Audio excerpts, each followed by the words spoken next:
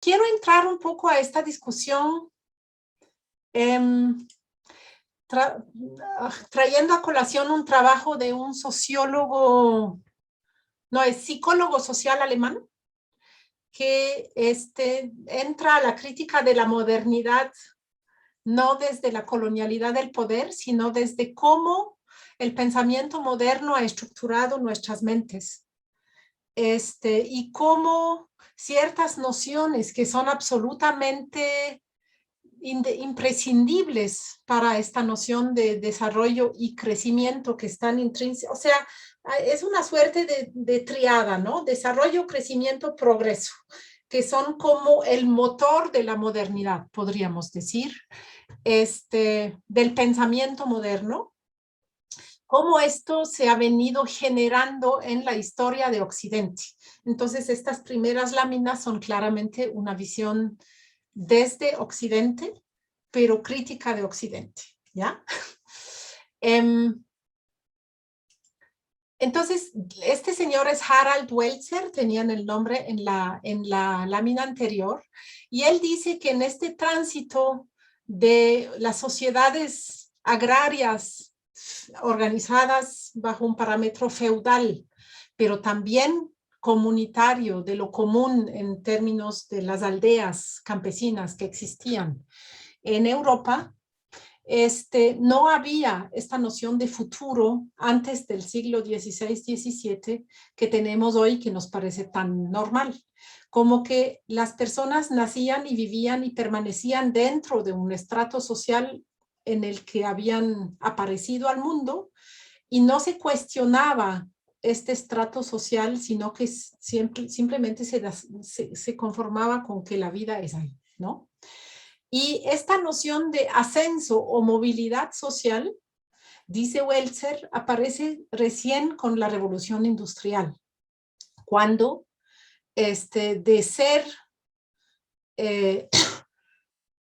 situado en un contexto donde se reproduce la vida en este mismo espacio, la gente es desplazada del campo a las ciudades y empieza a tener que vender su mano de obra.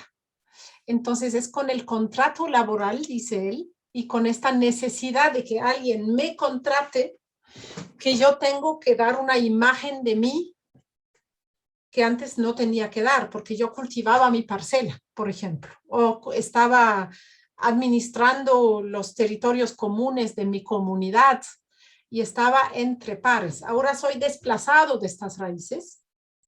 Es un relato que cuenta también, por ejemplo, Silvia Federici de otra manera, desde otra perspectiva en Calibán y la bruja, ¿no? O sea, esta historia de la desposesión campesina en Europa, que también se dio, ¿sí? Y la urbanización forzada, digamos, en el capitalismo temprano. Entonces, con esta necesidad de vender mi fuerza laboral, empiezo a tener una noción de desde dónde vengo y hacia dónde quiero llegar y que yo quiero ascender y que yo tendría que planificar mi propia vida, ¿sí? Ahí inicia nomás, o sea, esto es algo que después se acentúa mucho más.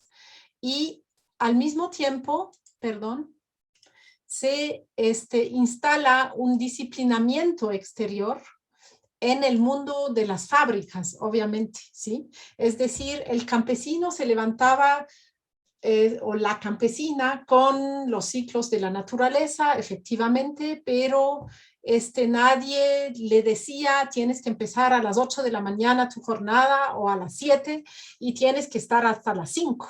Ahora hay este tipo de coerción exterior a través de la jornada laboral en el mundo industrializado que de alguna manera sincroniza los ritmos de vida de la sociedad, ¿sí? Y normaliza estos nuevos horarios.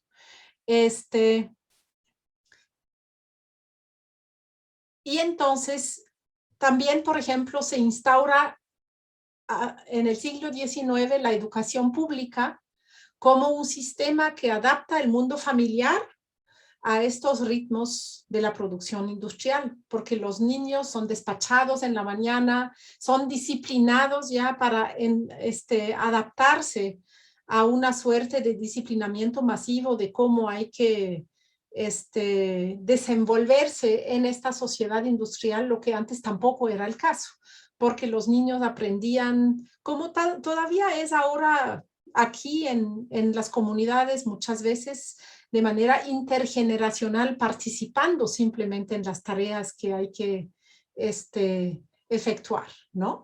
En las tareas productivas o de cuidado, respectivamente. Y entonces se instala con la revolución industrial esta perspectiva de que en mi vida terrestre yo puedo lograr más, puedo llegar más lejos, puedo desarrollarme como persona, podríamos decir. Antes, esta perspectiva de felicidad estaba básicamente muy fuertemente suplida por la religión. Es decir, lo que yo no podía alcanzar en el mundo terrestre, me lo prometía la religión para el mundo del más allá. Ahora esto se seculariza y mi promesa de felicidad aspiro a realizarla en el mundo terrestre.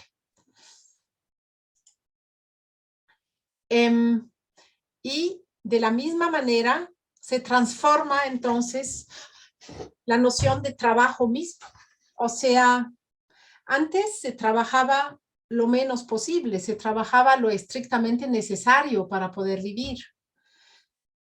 Hoy podemos decir que no tener trabajo es un estado de infelicidad y de carencia. Antes era un estado de plenitud, ¿sí? Antes de todo este mundo estructurado por el trabajo asalariado, precisamente. Hoy, mientras uno más trabajo tiene, se supone que más dichoso es. Y al mismo tiempo, el trabajo ya no tiene como fin una obra determinada, sino que, y ahí entra toda la crítica de Marx sobre el enajenamiento, etcétera. Podríamos decir que un artesano antes de la revolución industrial, en una fase ya medio urbanizada de la sociedad, iba a construir una silla para construir esta silla, ¿sí? Para que sea una silla cómoda, donde uno se siente, o que sea más bella, o que sea de madera fina, o entonces la silla misma y sus características eran lo que le daba sentido al trabajo. Ya cuando pasamos al modo de producción industrial y capitalista, el fin del trabajo se vuelve abstracto. Son las utilidades que me puede traer vender esta silla en el mercado, pero ya no me importa.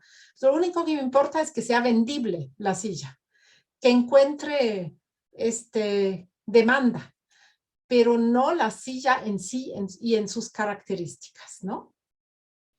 Y entonces los productos que producimos se transforman en medio de acumulación de capital, de dinero, y no tienen ya sentido intrínseco como productos o valor como productos. Y esto es justamente este giro ontológico de cómo se entiende el ser humano en el proceso de trabajo, cuando empieza lo que Karl Polanyi después describe como la ontología del homo economicus, el hombre económico, ¿sí? Que vive para esto de la acumulación de capital. Y esto viene asociado con diferentes aspectos de que empezamos a documentar nuestra vida, o sea, el famoso currículum que hacemos de nosotros es una reconstrucción, una reinvención de nosotros mismos para mostrar afuera, ¿sí? Y obviamente es al mismo tiempo una técnica de autocontrol. He hecho lo suficiente, ¿dónde tengo que hacer más todavía? Y estamos empezando a traducir esta perspectiva de contabilidad, que podríamos decir está a la raíz del modo de producción capitalista, o sea, donde todo se contabiliza, ¿sí? No solamente los ingresos y los egresos en nuestra contabilidad empresarial, sino también contabilizamos nuestros logros en la vida. y o sea, nos empezamos a contabilizar nosotros y a cuantificar nosotros mismos. Y eso viene asociado a un auge también del protestantismo en los países europeos, como hay este texto de Max Weber sobre la ética protestante, precisamente, que es la introspección permanente, el cuestionamiento de uno mismo, la rendición de cuentas. O sea, la ética protestante difiere de la ética católica dentro del gran saco que es el cristianismo, en el sentido de que en la ética católica tú puedes pedir perdón y te dan absolución, ¿sí? O sea, si tú confiesas tus pecados, te liberan de tus pecados, perdón. En la ética protestante no hay confesión, no hay este proceso, la posibilidad de ser absuelto, sino que tenemos que cargar la culpa hasta presentarnos ante Dios y rendir cuentas ante Dios. Entonces, en este sentido, nos exige más perfección, nos exige más pureza de ánimo precisamente o de conciencia. Y es más estricto, podríamos decir, el protestantismo, y por eso se ha asociado tanto con el modo de producción capitalista, porque eso es la autodisciplina es lo que se necesitaba de los trabajadores y las trabajadoras. Al mismo tiempo, lo que se está dando también a lo largo de estos siglos de modernidad es una constante aceleración de la vida, ¿sí? Según Welser, se transforma tanto la noción de tiempo como del espacio. Podríamos decir que a lo largo de los siglos, pero sobre todo ya muy notablemente con la aparición del Internet, el espacio se comprime, ¿no? O sea, el mundo se vuelve cada vez más chiquito y alcanzable, y al mismo tiempo nuestra vida se acelera. Entonces, es recién a través de la civilización capitalista que nosotros sentimos esta escasez de tiempo, de que sentimos nuestra vida como un tiempo limitado del que tenemos que sacar el mayor provecho. Nos relacionamos con nuestra propia vida de manera utilitaria, ¿sí?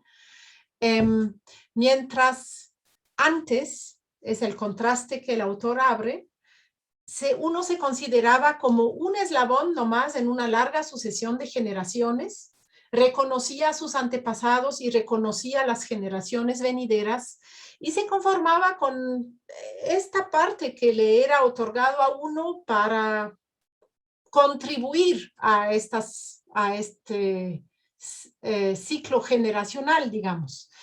Pero y esto, o sea, me parece que se hace muy manifiesto en una palabra de la lengua española, que es esta palabra de superarse, ¿no? O sea, hoy en día nos tenemos que superar, nunca somos suficientes ante nosotros mismos. Antes, en cambio, simplemente teníamos que cumplir con esta ventana de tiempo que nos era dada en el cambio de las generaciones. Entonces, nuestra relación con el tiempo se ha vuelto marcada por la escasez y nos incita a exprimir el tiempo al máximo para que rinda. Y entonces tenemos todas esas nociones de ganar tiempo, ahorrar tiempo, pero ahorrar tiempo no es para tener tiempo nunca, sino que ahorramos para gastarlo en otra cosa, ¿sí? Y al mismo tiempo tenemos una expectativa de vida objetivamente incrementada. Antes la gente vivía 40 años y era vieja, hoy vivimos 80 años y podemos vivir más. Sin embargo, esto solo aumenta a las expectativas que nos imponemos de todo lo que queremos lograr en la vida o que tenemos que lograr en la vida, ¿ya? Y esto, dice Welser, es una suerte de dimensión cultural del consumo de energía de la sociedad capitalista, ¿no? O sea, de que siempre hay que ser enérgico, hay que ser dinámico, hay que tener una vida activa, y todo lo que es el ocio, lo que sería realmente no ahorrar el tiempo o ganar tiempo, sino simplemente pasar el tiempo, dejar transcurrir el tiempo, está devaluado en nuestros imaginarios actuales como algo improductivo.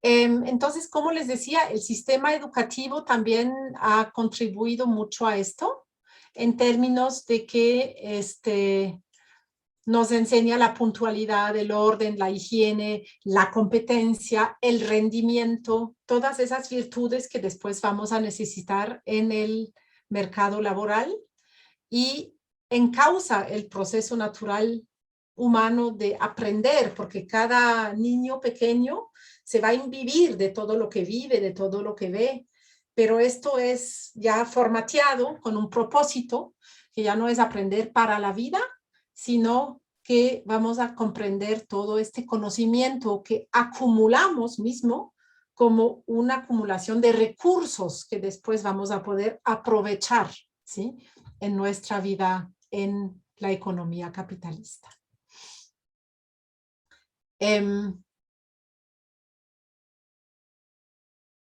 Y en la fase neoliberal esto ya se vuelve extremo, podríamos decir, porque ya lo habíamos visto también el viernes, entra toda esta fuerza subjetivadora de la autooptimización, ¿no? O sea, del sujeto emprendedor que tiene que hacer de sí mismo una pequeña empresa que se va a tirar al mercado laboral flexibilizado.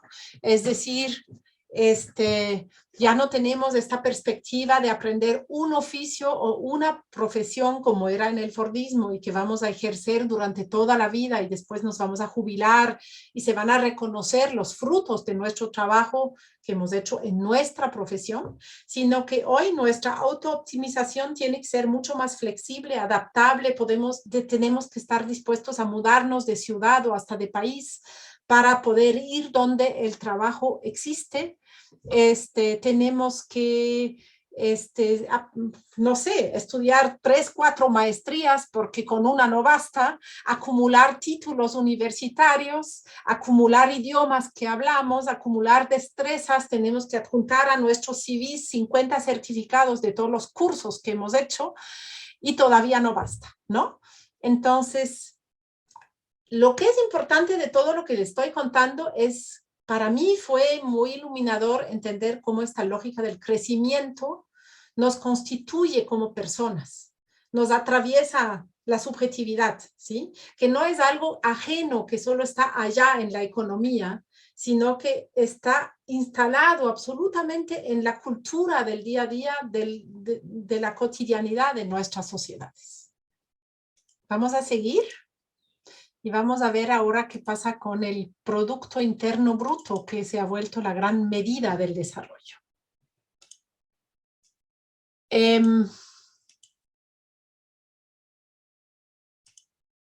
Aquí les puse abajo un poco de bibliografía que les recomiendo mucho sobre este tema, ¿no? Sobre todo el libro de Arturo Escobar es un gran libro, realmente que nos cambia totalmente la visión de quiénes somos, dónde estamos y por qué.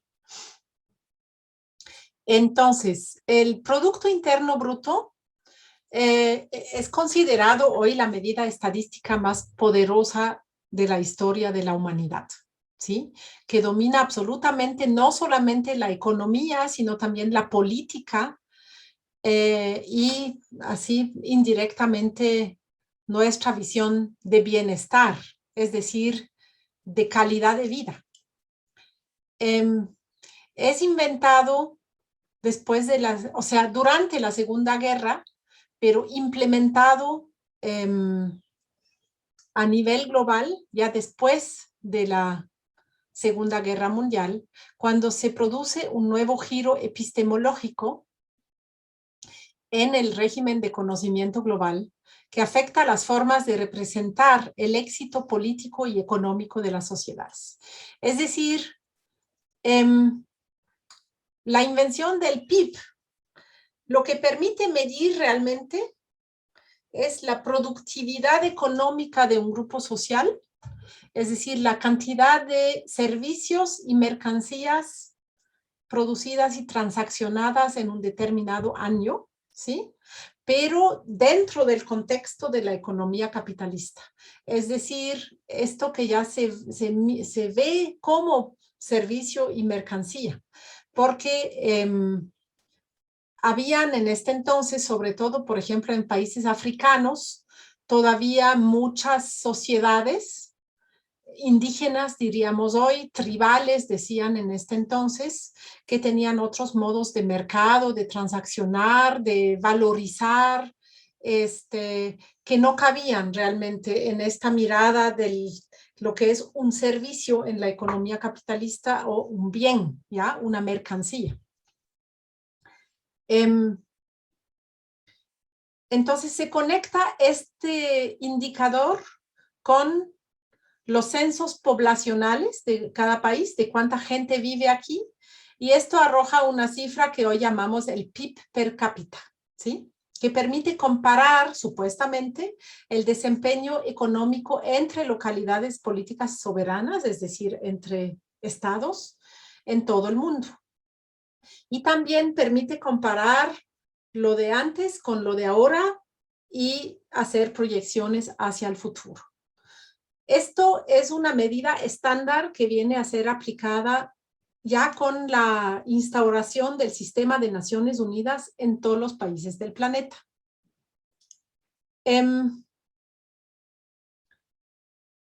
Y supuestamente es una medida objetiva, meramente matemática, es un indicador compuesto, ¿no? Pero que solo consiste de sumar números y entonces supuestamente es exento de ideologías o de juicios de valor y se puede universalizar su aplicación. Ahora, en esta última lectura que es, no se ve muy bien acá, pero abajo lo van a ver en la lámina, es un texto sobre la métrica del carbono, pero que hace un desvío acerca de la métrica del PIB.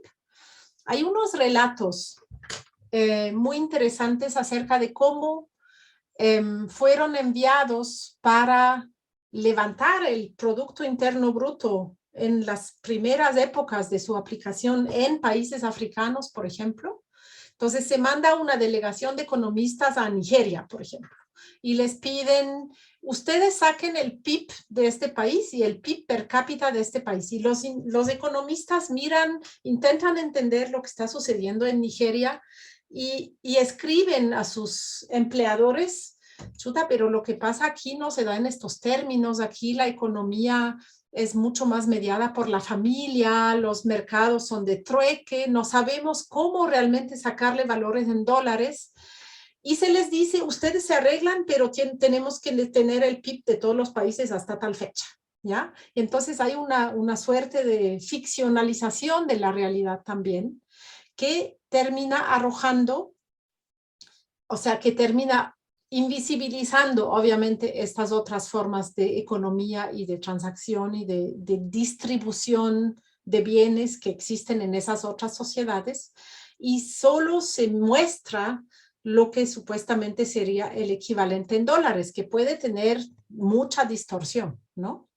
Y esto arroja una imagen del mundo en la que 2/3 del mundo resultan ser muy pobres, y los países capitalistas obviamente son los mejor parados, porque ellos ya tienen economías, o sea, los países industrializados, sobre todo porque los parámetros de esta construcción del PIB se toman de Estados Unidos, Inglaterra y Australia específicamente. Y estos son los parámetros que van a ser impuestos al resto del mundo y de culturas y sociedades y horizontes civilizatorios muy diversos todavía presentes. Entonces, esa cuestión de construir una nueva imagen del mundo a la medida de la economía capitalista es lo que permite después a Truman, al presidente estadounidense, en el 49 lanzar su discurso del desarrollo y subdesarrollo. y decir, miren lo pobres que son, tenemos que ayudarles, ¿sí?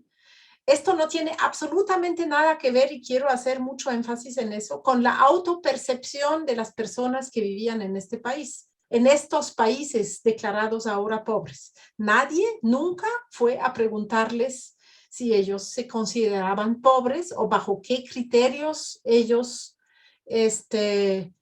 definirían pobreza o riqueza, ¿sí? Sino que ya empieza ahí justamente la cuestión experta que viene de fuera, esta mirada de fuera que empieza a categorizar e inferiorizar. Y esto, y aquí viene la consecuencia, se erige en el principal modo de comunicar políticamente entre países, ¿sí? Entonces, estamos además en un contexto de la segunda posguerra en el que ustedes saben, las cuatro potencias vencedoras de la posguerra se dividen en un bloque capitalista y un bloque soviético, ¿sí? O sea, son los aliados, Estados Unidos, Inglaterra, Francia y la Unión Soviética, que derrotan a Alemania, Italia y Japón como el eje fascista, y que se dividen el mundo de alguna manera, pero la Unión Soviética está ya encaminada en otra senda de manejo de la economía, que es el socialismo realmente existente, y de ideología política. Y entonces en esa competencia, podríamos decir, que marca todo el siglo XX prácticamente entre el mundo capitalista y el mundo, entre comillas, voy a ponerle socialista, es que se da una carrera acelerada por el crecimiento económico a ver quién logra más. Se da una carrera también por el desarrollo de la tecnología, por lo que en el lenguaje socialista se llama el desarrollo de las fuerzas productivas, ¿sí? O sea, quién logra producir más en menos tiempo y vender más, y también obviamente ampliar su zona de influencia en la geografía global. Entonces, desde estos dos centros, podríamos decir Estados Unidos y Rusia, la Unión Soviética en estos tiempos, se ejercen intentos de influencia que usan el PIB como su medida compartida, su métrica compartida sobre la que miden su desempeño, ¿sí? Y esto precisamente está a la raíz de que en todo el pensamiento de izquierda y sus raíces en el siglo XX, no hay realmente otro, lo que hoy llamaríamos lenguaje de valoración, por ejemplo, respecto de la relación con la naturaleza, sino que son los mismos parámetros sobre los que se da esta carrera competitiva. Y entonces esto lleva a que las herramientas con las que nos hemos dotado como sociedades capitalistas, pero también socialistas, cuando existía todavía este otro bloque, para leer el bienestar o el éxito de nosotros mismos, miden en realidad el éxito de la acumulación de capital y de la mercantilización de la vida, ¿sí? O sea, estos son los criterios que rigen en estas herramientas. Y obviamente se reduce drásticamente la realidad realmente existente a simples números, y esto tiene una dimensión invisibilizadora de la diferencia colonizadora muy potente. María Elena.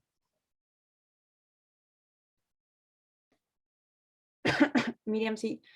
Me pregunto si esa como adopción del bloque socialista de la métrica de la producción y el crecimiento económico fue porque estaban en esa lucha con, digamos, el bloque occidental, no sé cómo decirlo, o hubo, digamos, como a contrapelo de lo que ellos querían, o hubo también otros intentos de otras métricas y dijeron como, bueno, no sé, como nos resignamos a la lucha con Estados Unidos y sus aliados y tenemos que hacerlo en estas circunstancias, pero nosotros creemos otra cosa y otra relación con la naturaleza, o ellos creían que la cosa iba por ese lado.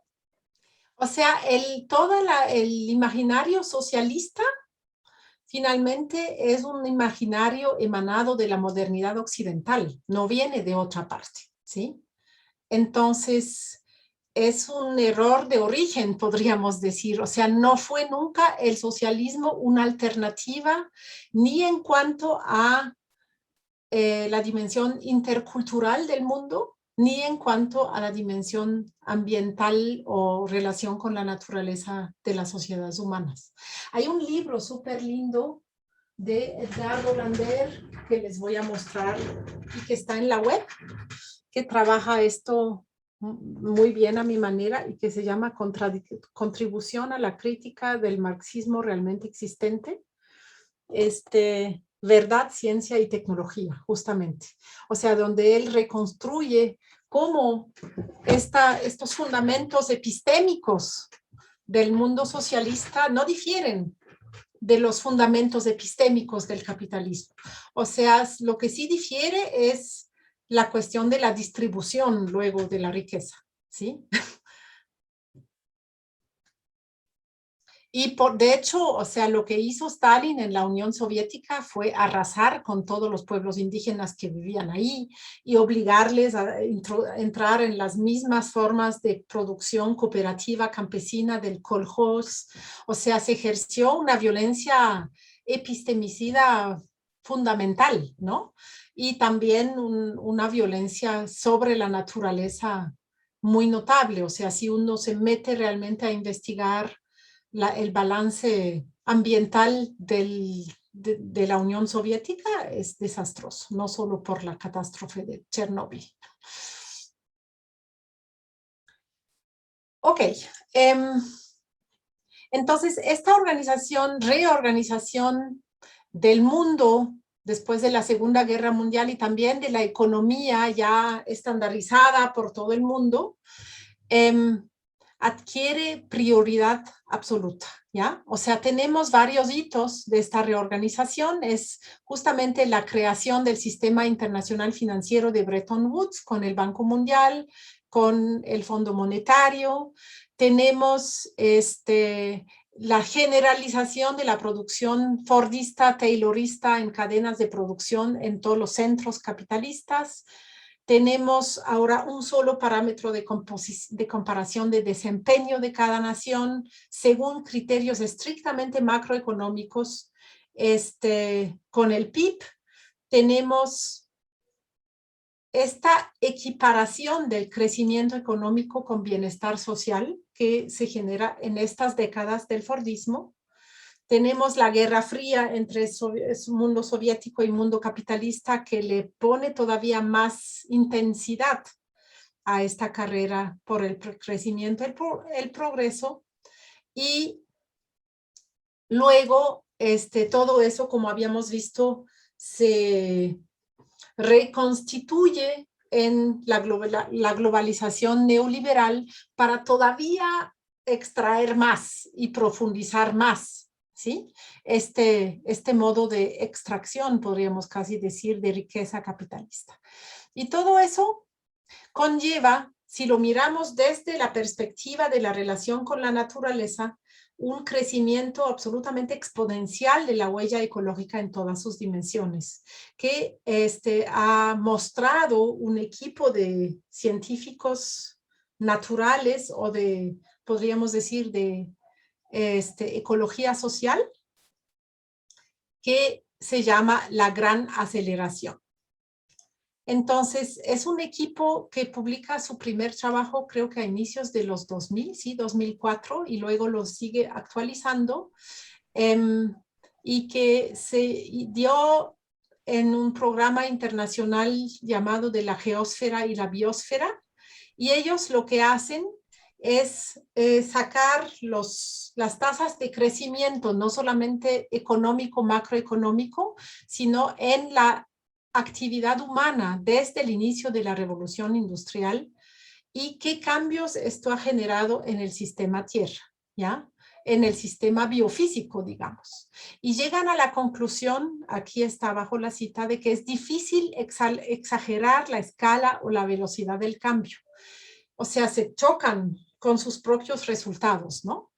En el espacio de una sola vida humana, es decir, más o menos 7 décadas, cuando ellos escribían, la humanidad se ha convertido en una fuerza geológica de escala planetaria. Y nos muestran esto en estos gráficos. O sea, aquí podemos ver desde ellos ponen aquí el inicio de la revolución industrial en 1750 hasta el 2010, ¿no? Y podemos ver que tanto la tasa de crecimiento poblacional, la tasa del crecimiento del Producto Interno Bruto global, la tasa de consumo del agua desde cuando se mide, la tasa de la población urbana, la tasa del consumo de energía, la tasa de producción de papel, pero después siguen más y más y más. Todo, si marcamos una línea aquí divisoria más o menos por 1950, es decir, un año después de la declaratoria de Truman, del discurso de Truman que podríamos decir, impone el subdesarrollo-desarrollo como el nuevo paradigma de ordenamiento entre norte y sur global, se va disparando así, casi verticalmente, ¿no? Aquí hay consumo de fertilizantes, transporte, hay los gases de efecto invernadero. Siempre tenemos la línea esta puntillada del 1950. El turismo internacional tiene el mismo comportamiento. Aquí tenemos la pesca, la acidificación, o sea, podemos tener impactos ambientales y también actividades humanas, ¿no? O sea, esto es una especie de sábana de gráficos, por eso yo los dividí en varios. Bueno, la acuicultura de camarón intensiva empieza un poco después. En cambio, la pérdida de diversidad también, de biodiversidad también está acelerando notablemente en estos mismos tiempos. Entonces, ellos nos hacen notar eso, ¿no? De que realmente el problema que enfrentamos como crisis ambiental se ha agudizado enormemente en esto que llamamos la era del desarrollo o que también llamamos el capitalismo fordista.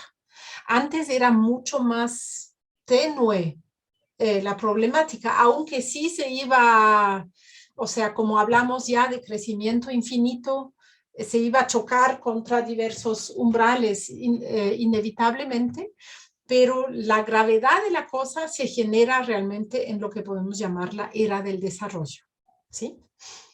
Al mismo tiempo nos hacen notar que esto no está exactamente distribuido de la misma manera en todas las partes del planeta, ¿no? Sino que hay nuevamente responsabilidades diferenciadas, obviamente. A ver, aquí está la leyenda de esto.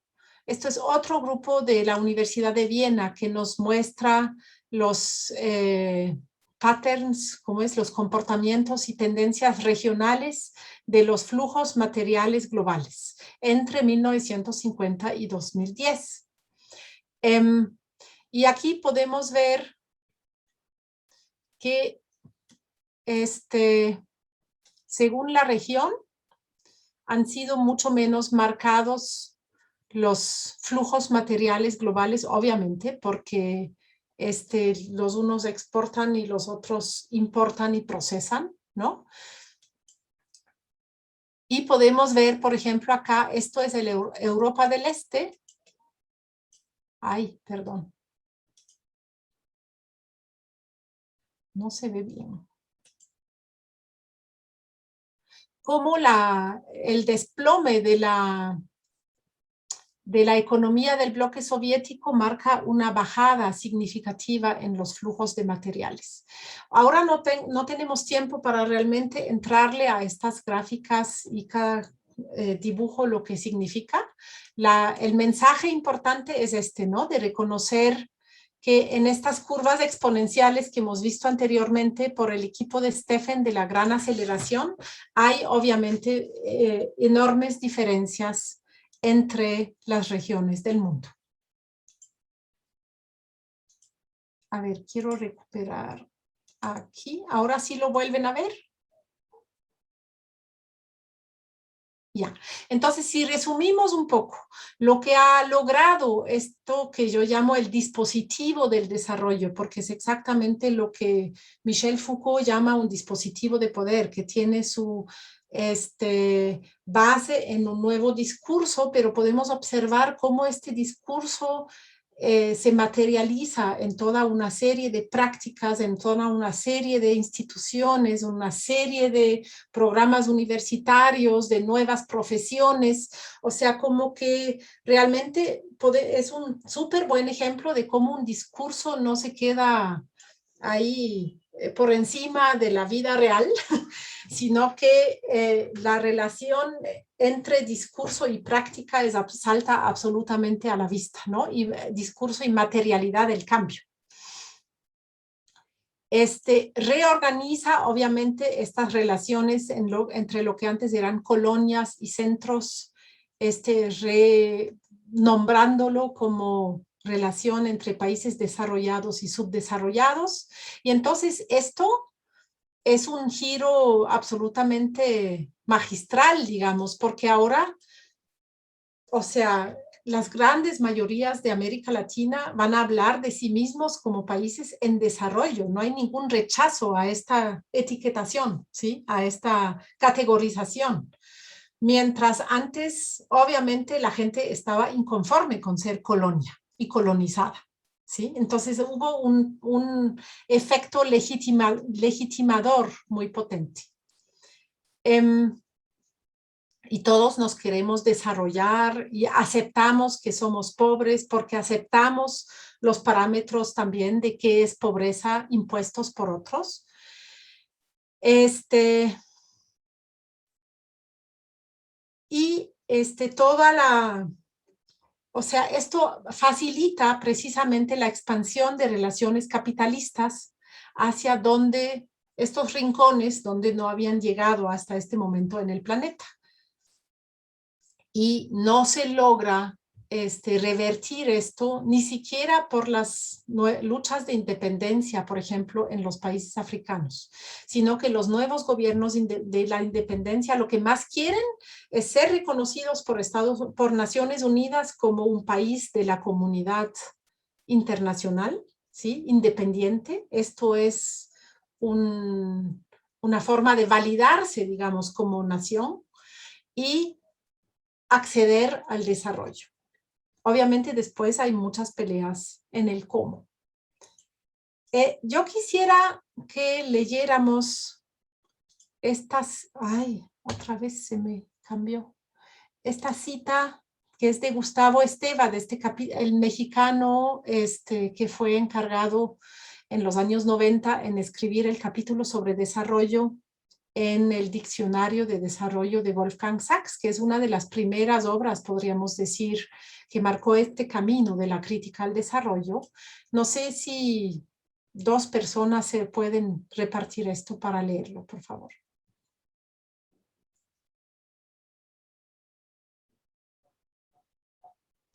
Desde entonces, el desarrollo connota por lo menos una cosa: escapar de una condición indigna llamada subdesarrollo.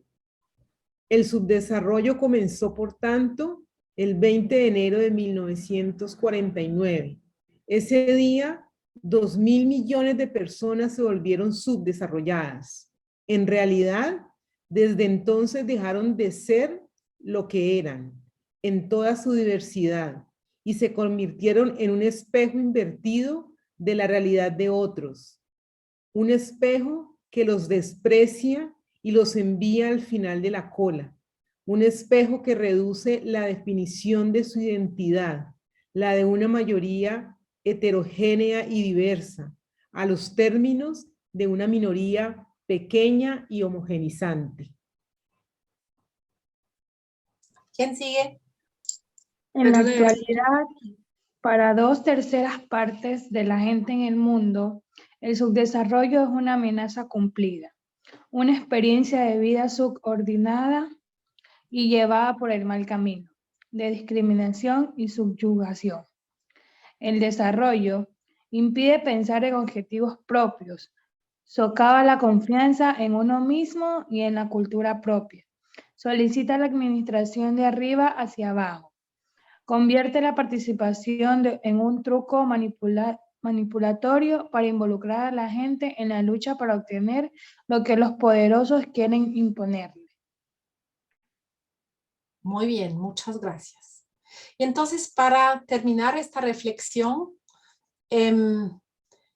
esto que ustedes dijeron en el grupo de trabajo de la sesión anterior sobre los progresismos, me parece que justamente cabe muy bien también en esta visión crítica sobre el desarrollo, porque efectivamente estos gobiernos encajaron perfectamente en esta mentalidad, ¿no? En este mindset, como se dice en inglés, o sea, esta manera de pensar, de alguna manera prometiendo. La gran promesa de los progresismos fue establecer estados de bienestar y unos parámetros de las sociedades fordistas del norte aquí en América Latina, ¿no? O sea, de que nos íbamos a modernizar, de que íbamos a lograr generalizar finalmente este modo de vida que se ha revelado ser tan insustentable como lo acabamos de ver en los gráficos de la gran aceleración, ¿no? Entonces, claro, era un discurso antiimperialista que reivindicaba el valor de los países del sur, el nacionalismo como valor de independencia, pero al mismo tiempo estaba totalmente inscrito en el esquema de valoración de lo que es una buena vida, de cómo hay que relacionarse con la naturaleza, de este mismo sistema que criticaba, ¿no? Y esto se mantiene hasta que se desploman los precios de los commodities en el 2014, que efectivamente revierte muchos de los logros en términos de reducción de la pobreza que se habían mostrado durante los años progresistas. Y ahí salta a la luz solamente después del 2014 que la reducción de la pobreza fue pasajera, o sea, como no se lograron cambios estructurales, tampoco en la distribución de la riqueza, como no se afectó nunca a los más ricos, sino que ellos se lucraron más que nunca de esta época progresista mismo, no se afectó la concentración de las economías y de la riqueza, finalmente no se afectaron las estructuras de desigualdad y esta reducción de la pobreza que se había logrado simplemente se va a revertir. Pero al mismo tiempo lo que lograron sí los progresismos es expandir este imaginario dominante del capitalismo modernizador. O sea, pues, no sé si las personas que viven en Ecuador si recuerdan todavía cómo Rafael Correa se refería a los indígenas, ¿no? Que los miserabilizaba, los denigraba realmente. O sea, para él eran pobres y miserables y había que sacarlos de esta condición. Y en su imaginario esto era modernizar sus modos de vida para que finalmente dejen de ser indígenas, ¿no? Vamos a quedar acá.